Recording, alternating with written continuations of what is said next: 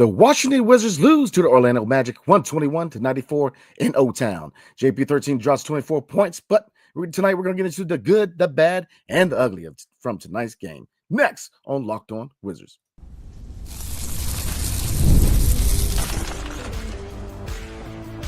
You are Locked On Wizards, your daily Washington Wizards podcast, part of the Locked On Podcast Network. Your team every day. What's good, everybody? It's your boy, Brandon Scott again, and I appreciate you guys rocking with me tonight. Very, very long day. As you guys know, the Washington Commanders did take an L today, and so did the Washington Wizards, losing 121-94 in O-Town against the Orlando Magic. But JP13 drops 24 points, including 20 points by Bilal Coulibaly. So let's take a look at how did the Washington Wizards lose this game? And it's simple.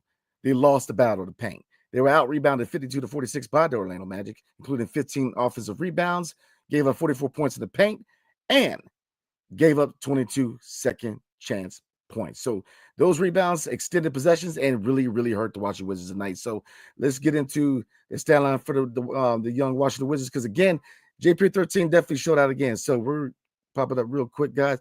And Bilal Coulibaly, that dunk, I'm trying to tell y'all, man. Be cool, look like he is ready to break out. So let's get into the individual performance, because, again, tonight they lost the battle of the paint. So I'll wait on the pop up. All right, there we go. All right, so looking at the starting five real quick. Bub Carrington, hopefully he's all right with that injury. Mo Wagner. Let me start by saying Mo Wagner, man, he's got to stop with the falling out. I mean, the flopping. I mean, he clearly flopped and he flew right into the knee of Bub Carrington. So hopefully it's not a serious injury. Like I said, Mo Wagner is notoriously known for flopping all over the place and trying to be a fake tough guy. So definitely hoping Bub Carrington's all right, man. But he did play 31 minutes tonight, 4.2 rebounds, 3 assists, shooting 2 for 5 for the field, including 0 for 1 from 3. Not his best game.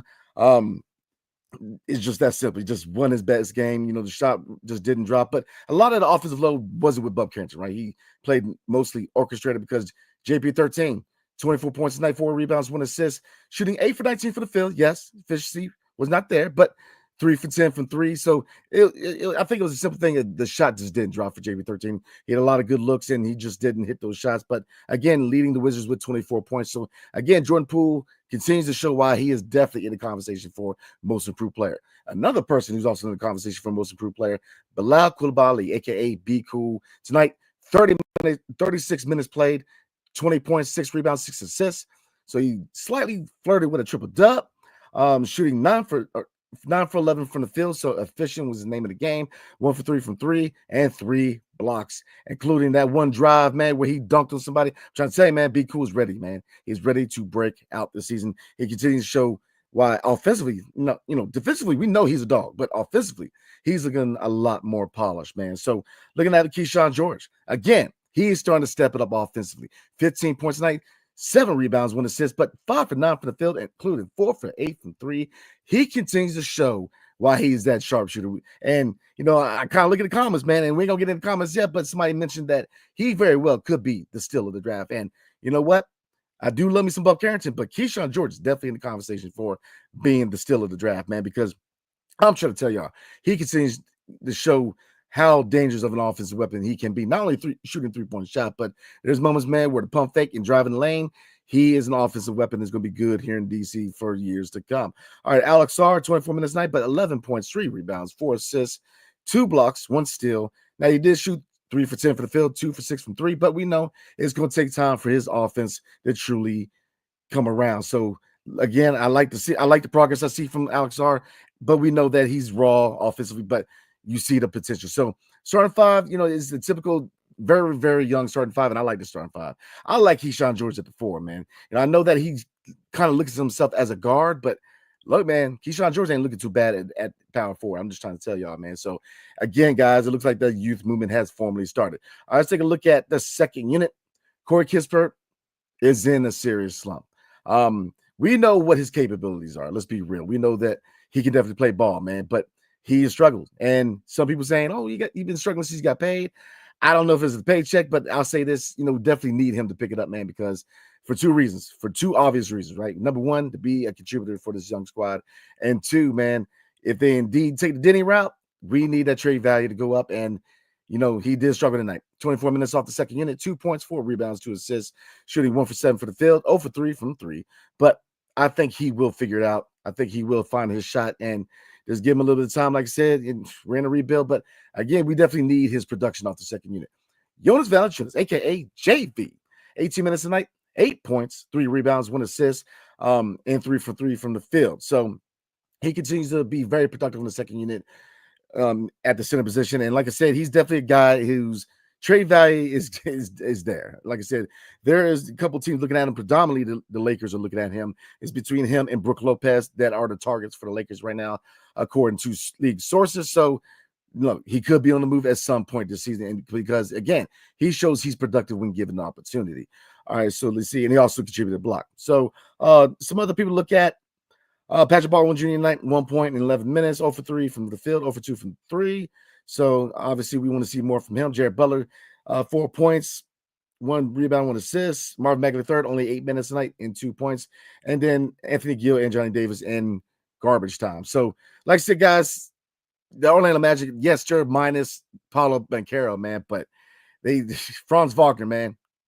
I'm trying to tell y'all. We'll take a look at their stat line real quick because Franz Wagner was that guy tonight. 23 points, 9 for 20 for the field, and 1 for 5 from 3, including 4 for 4 from the charity strike. So, if you look at his lineup, could have been a winnable game.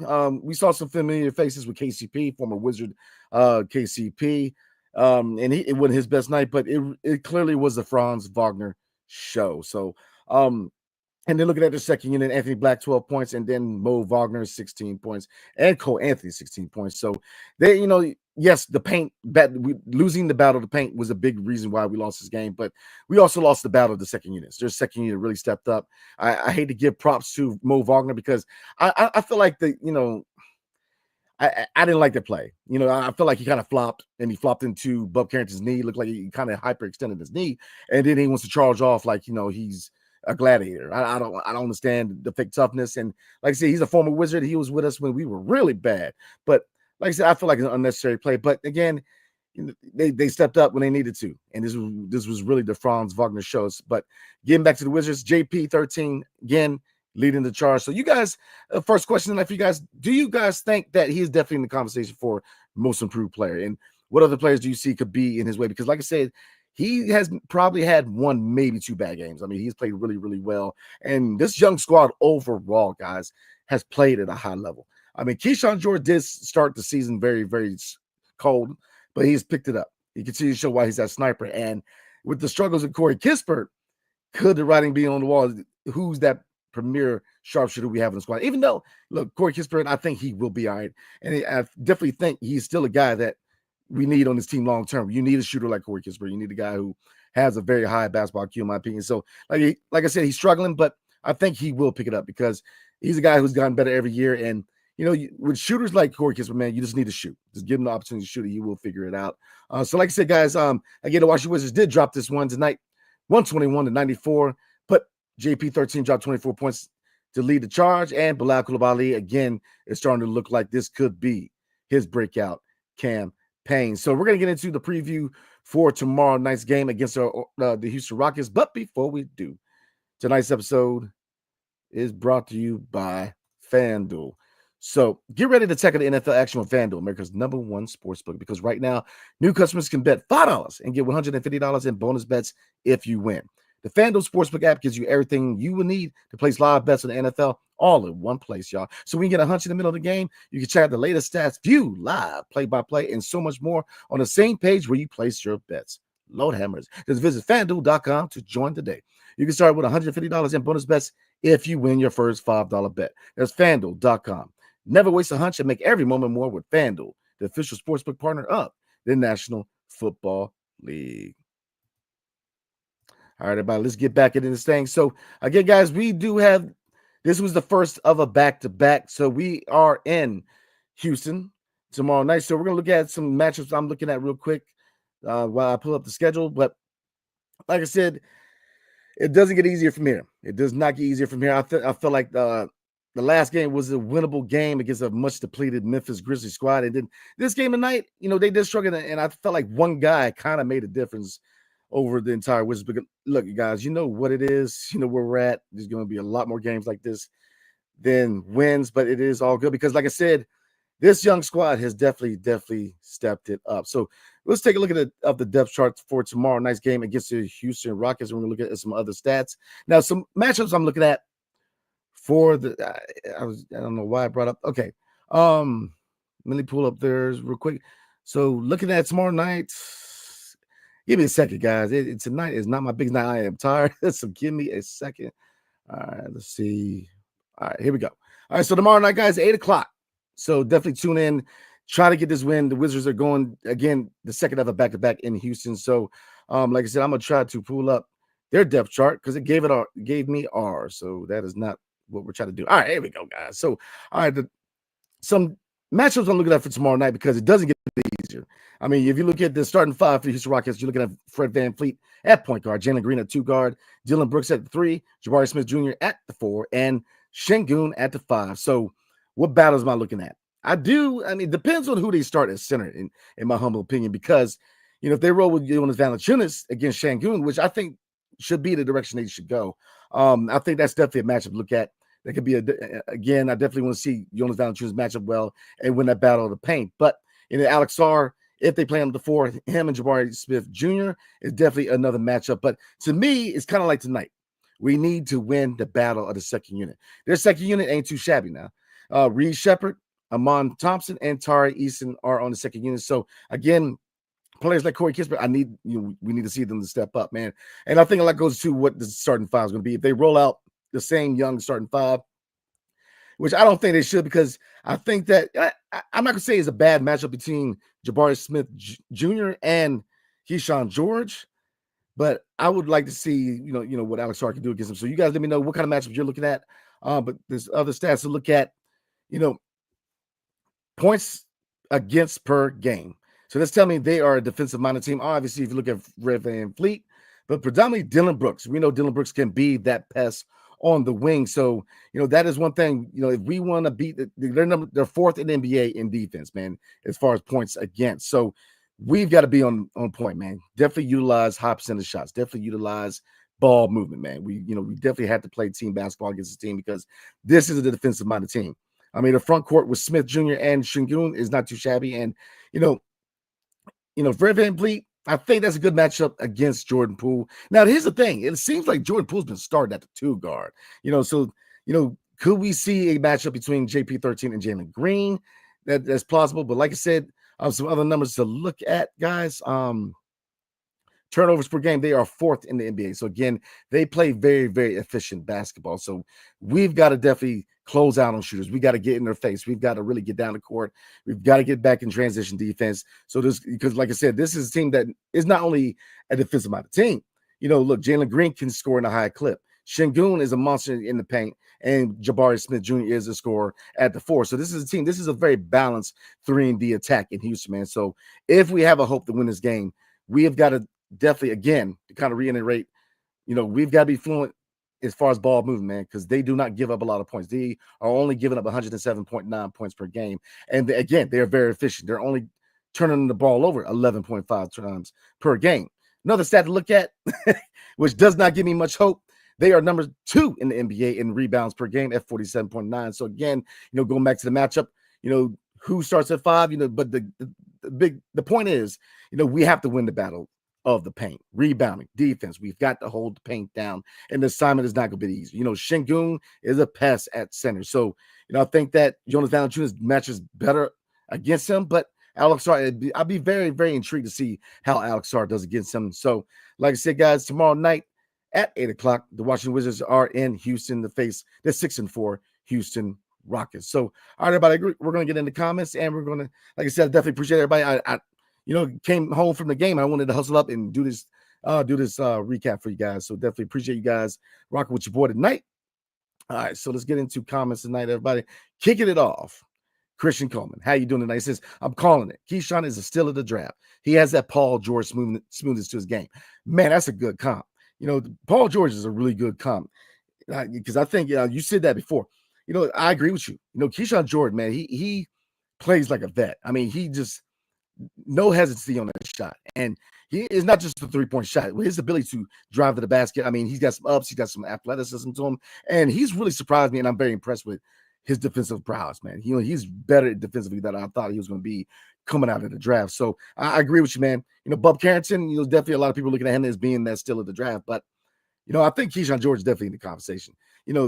If we can hit pay dirt with the 24th overall pick, then we finally have a competent front office, man. I'm trying. Will Dawkins continues to show why he is definitely playing checkers, or chess, not checkers. Now, he ain't playing checkers, chess, not checkers. So, like I said, he has done an immaculate job so far. Yeah, you can argue, misses here and there, Tyus Jones, KP. But look, overall, his draft game is money. So, like I said, Keyshawn George with a 24th overall pick, not too shabby. All right. Bucket Getter, what's good? How you doing? Says, I like how JP stayed confident. Yep. I like to see Brogdon run with us and his paint touches to hit Kispert, JP, Bilal, etc. I agree 100%. JP13 has been very confident this season. He's definitely in the conversation for most improved player. And like I said, I think that a lot of these gray area players like Sadiq Bey, Jordan Poole, and Corey Kispert, to a certain degree, they're auditioning for the long-term fit. And I think that JP13, obviously down the road contracts, could be an obstacle. But I think right now he has proven that if he wants to be here long term, he should definitely be in the consideration. You know what I'm saying? Because he's a guy who's, he is embracing DC and wants to be part of the process. And like I said, he's playing good basketball. And if you look at the fact that he'll be going into his prime right around, the team's going to get good. Like I said, you guys know me, big fan of him, even though I do look at the opposite side of the coin. But I think that he's a keeper. Same thing with Corey Kispert. Yes, Corey Kispert is struggling, man. But I think they're both keepers for long term, man, in my opinion, including this young core. Lord have mercy. And that's a good point with Brogdon. Hopefully he is getting closer to a return because, hopefully Bub Carrington's cool because we can't deal with any more injuries, man. Losing Bub Carrington would be a blow. So like I said, whenever I get any info, guys, I will put it out to you guys both on here on YouTube and on X. But like I said, hopefully he's doing well. It looked like Mo Wagner went right into his knee, man. So hopefully he's going to, it's not a long-term injury. And definitely want to see Malcolm Brogdon get back into the rotation. So, y'all said Keyshawn, I'm with you on that.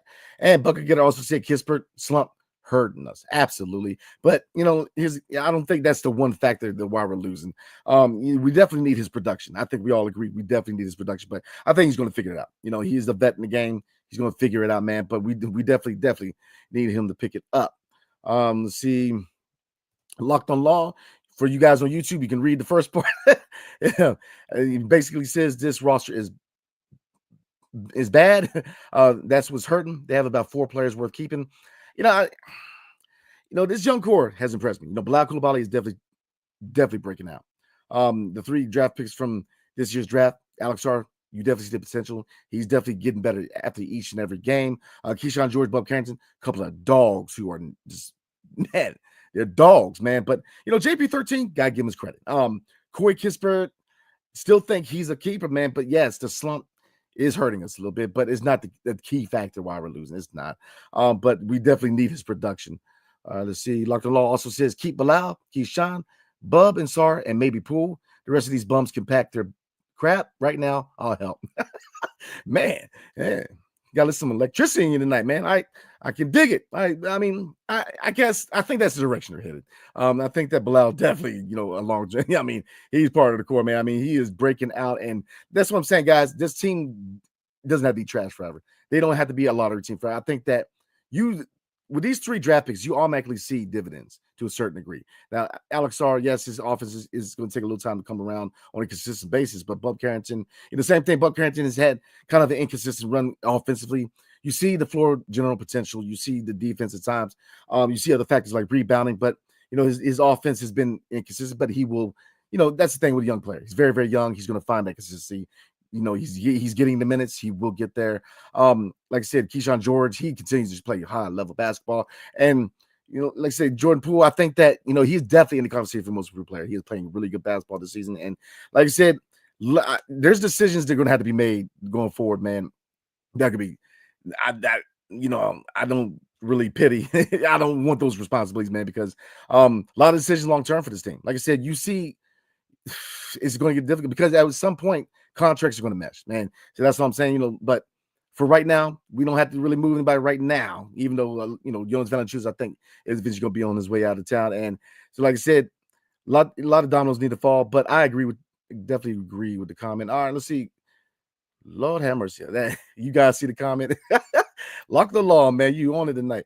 Desan, it says a conversation needs to be had about Corey Kispert. He's been bad in all but 2 games this year so far. I agree. Yeah, he has been in a slump, but I'm not ready to officially panic. He's in a slump. And then, we definitely want to see him shoot out of that slump and get, definitely need his production. But, we'll see. We'll give him a little bit more time. But look, let's be real. While we have nothing but time, we definitely need his production. So definitely want to see him get out of that slump. So, all right, guys, I'm going to finish up the rest of the comments. But before we do, tonight's episode is brought to you by Gametime. So, look, you guys know me. I use Gametime today. Me and my dad went to the Steelers and the Commanders game today. And, man, it was a good game. But my Commanders came out on the losing end. But, look, Gametime is the best out of all the apps. And I'm not going to name drop nobody, but there's 3 reasons why they beat all the competitors. Well, number 1, Gametime picks. Creation makes it easier to save more on sports tickets, but not only sports tickets, right?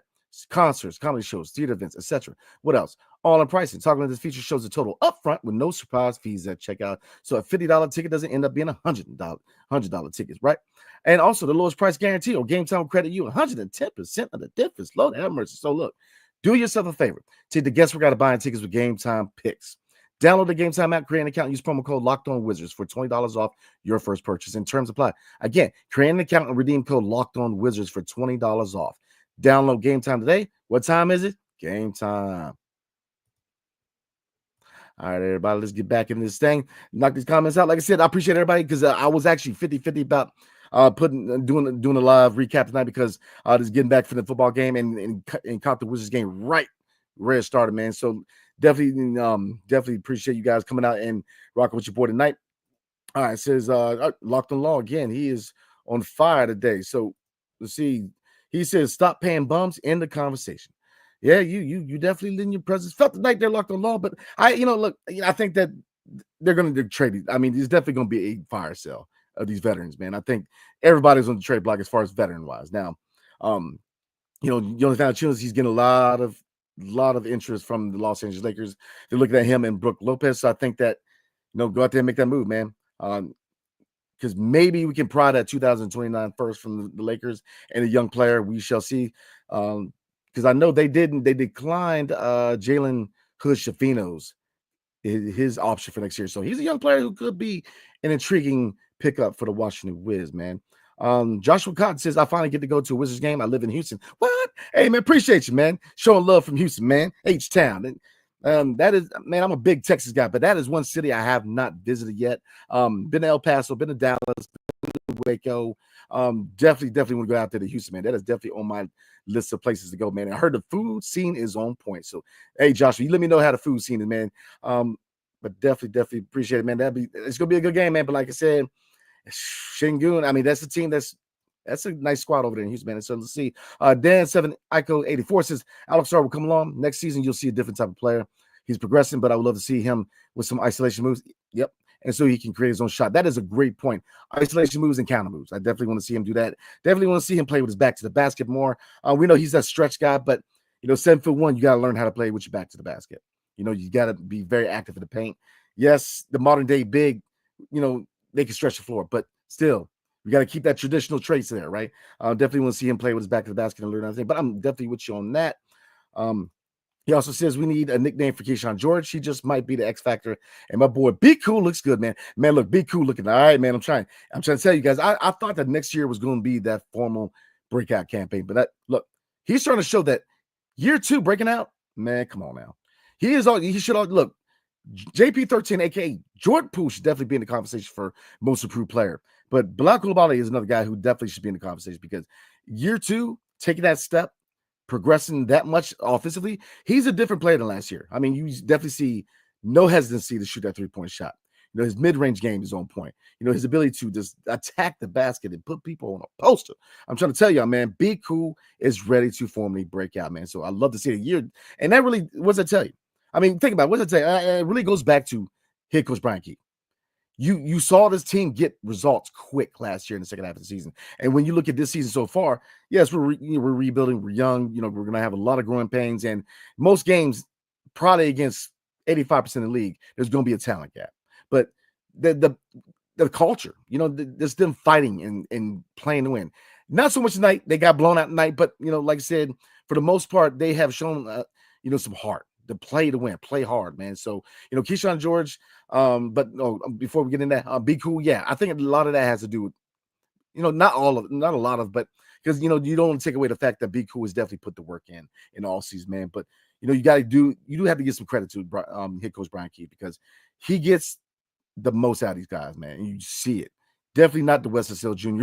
era again, man. Like I said, he gets the most out of his players. So a nickname for Keyshawn George, I'm gonna get on it, man. Like I said, shout out to my guy New Breaks New. What you got, man? You got a nickname for Keyshawn George, man. So let's get New Breaks New into the lab and see if we can get another nickname, man.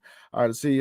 Self-made man in California was good. Says, why wait till trade deadline? Let the vets go now. I agree with you. Look, no argument here. I mean, Kispert, I'm not kidding. Well, Kispert, yeah, we'll see. Jordan Poole, Kispert, I think we could definitely. I don't think there's a need, or you don't need to, really move them right now. In my opinion, we can definitely see if the trade value can get higher. But again, I look at both of them. Both of them as pieces of this team going forward, man. But again, look, we know what Will Dawkins is about, man. Look, everybody is on the trade block. So, but I agree 100%. Jonas Valanciunas, I think, possibly the first guy out. Malcolm Brogdon, the injury definitely takes a hit. And what else? That price tag, man, 22.5. That's going to be one factor that really could scare some teams away. And we know that when he's on the court, he's productive. Malcolm Brogdon is the guy where he can play at a high level, man, when he's on the court. But the injury bug continues to be that one issue with Malcolm Brogdon, man. So I'm with you. I think that Kyle Kuzma still out with his injury, man. Like I said, does that take a hit on his trade value with him being out? So a lot of questions going forward. I think that you could probably get rid of JV right now, but again, Malcolm Brogdon, you definitely want to see what he can do, showcase for potential teams. And Kyle Kuzma, man, you definitely want to see, we know what he can do, but he's got to get on the court, man. So I don't know how serious his injury is, but definitely want to see him get close to returning. Lachlan Law says, Sar is 7'1" with a 9-foot wingspan. He can shoot over anyone. I agree with that. That is a good point. But to me, you still, and that's why he needs to develop, playing with his back to the basket, because he turn around and those hook shots, man, is money. So like I said, I'm with you. His size definitely gives him an advantage. So let's see. Nomadic Brian, what's good? How you doing tonight? He says, growing pains hurt. This game seems like Orlando won the bench players big time. Oh yeah, man. It definitely they won the battle on the benches. I mean, there's a second unit far outplayed ours, man. I mean, Cole Anthony, Movat Wagner, as much as I want to give him, he did play well with 16 points, but the rebounding and the battle of the second unit is what lost his game for the Washington Wizards. So let's see. Joe says, sag for flag. Whoa. And then the last comment, oh no, there's not. We got some more. All right. I said the Commanders need to get some people who can catch a football. You ain't got to tell me, bro. I mean, that was difficult to watch today, man. I mean, it was 2 fumbles on kickoff returns and then 1 touchdown that went right through his hands. And we still only lost by 1 point. 1 point. So that tells you a couple things. Look, I think that they kind of slept on the Steelers today. And 2, this team's good. The Commanders are a good team because we made a lot of mistakes today, man. And we still only lost by 1 point. So, like I said, new times in DC. We're starting, the Commanders we're already seeing them, being good. But I think the Wizards will get there, man. So, but I'm with you, man. That was hard to watch today, man. Let's see. 3 Sean is George's nickname. I like that, man. 3 Sean. Okay.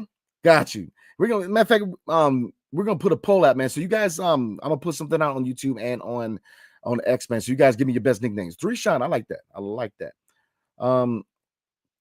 Let's see. Unlike me, Sean Johnson. Oh man, Lock the Law, my guy. Let's see. Ron Catalika, what's good? With how you doing tonight? It says Rashard Lewis is a great Wizards. Yeah. Man, Rashard Lewis. I remember that, man. Matter of fact, we got him in the trade sitting Gilbert Arenas to the Orlando Magic, man. And Rashard Lewis, man, just wasn't the same guy in DC that he was in Seattle, man. But he was a dog when he was at his top of his prime, man. Big fan.